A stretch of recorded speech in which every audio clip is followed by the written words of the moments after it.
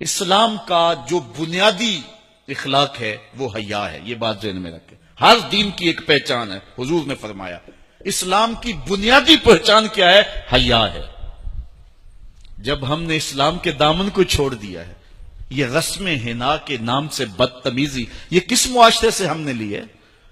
ہمارا تو رب یہ بھی گوارا نہیں کرتا کہ ہفتے کے دن کی تعظیم ہو اور اونٹ کا گوشت ایک بندہ ترک کرے یہودیت کی رسم سمجھ کے، اسلام سے ٹکراتا نہیں ہے، پھر بھی جو ہے وہ اسلام اس کو گوارا نہیں کرتا۔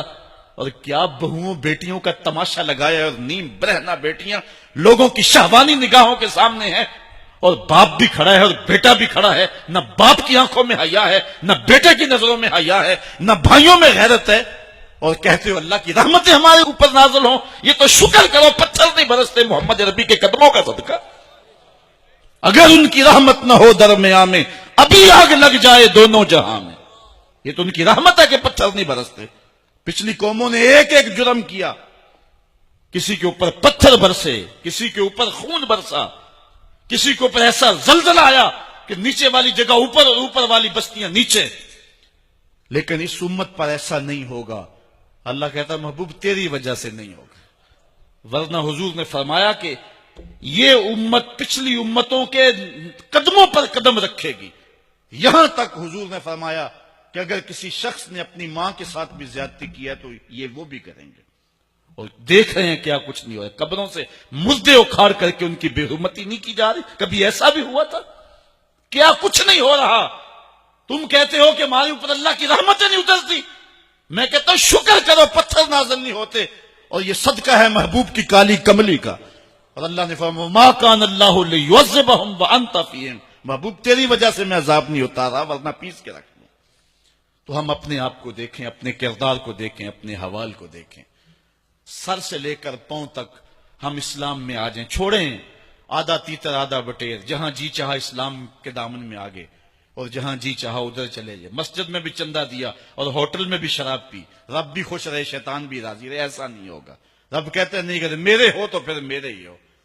کوئی بھی غیرت مند محبوب نہیں جو ہے تسلیم کرتا کہ میرا محب کسی اور کی طرف نظر اٹھا کے بھی دیکھے، تو رب سب سے بڑا غیرت مند ہے، وہ نہیں چاہتا میرا ہو اور کسی اور کی طرف دیکھے۔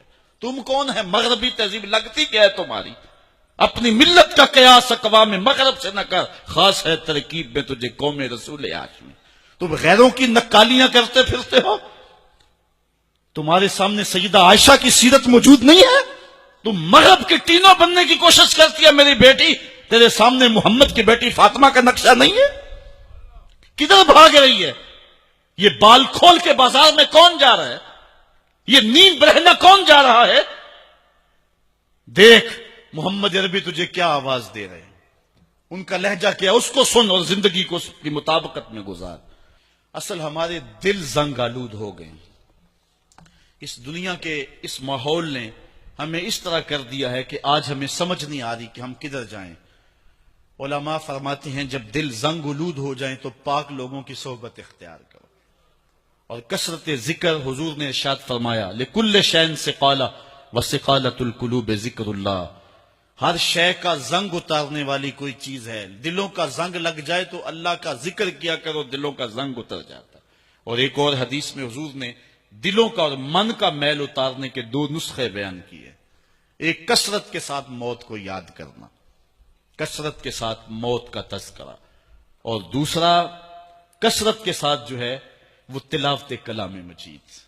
اصل 10-15 سالوں سے ہمارے ساتھ جو کچھ ہوا ہے، آج اگر کوئی تذکرہ موت کرے، کوئی آخرت کی یاد دلائے، کوئی عمل کی بات کرے، وہ کہتے ہیں یہ تو ویسے ہی خوش، کیسے کیا پتہ، قبر کا مذاق اڑا رہے ہیں۔ اللہ اکبر، قبر دا خوف دے دے کے لوکی مینوں ڈرا دے۔ میں کہتا ہوں لوگ ہیں کون ڈرانے والے؟ منکر نکیر کا پتہ آمنہ کے لال نے دیا ہے۔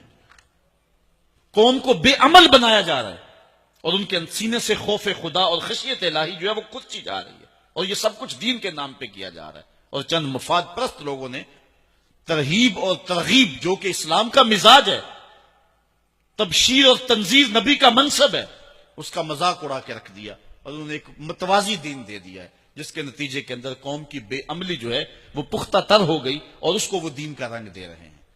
اللہ کے محبوب علیہ الصلوۃ والسلام نے فرمایا کہ دلوں کو زنگ لگ جائے تو ذکر سے اترتا ہے، دلوں کو زنگ لگ جائے تو قرآن سے اترتا ہے، دلوں کو زنگ لگ جائے تو موت کی کثرت کے ساتھ یاد کرنے سے اترتا ہے۔ قرآن مجید کی تلاوت معمول زندگی بنا لو۔